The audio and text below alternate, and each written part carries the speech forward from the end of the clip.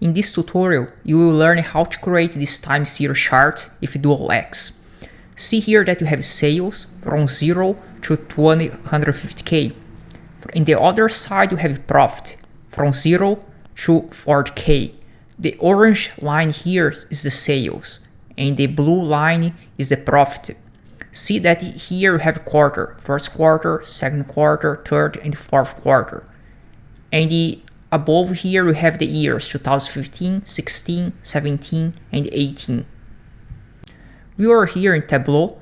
Go to Microsoft Excel and click. Then you can open the sample Superstore dataset.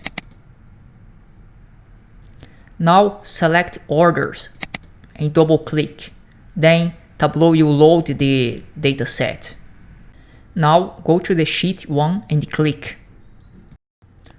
Let's drag sales to rows, and let's drag profit as well to rows.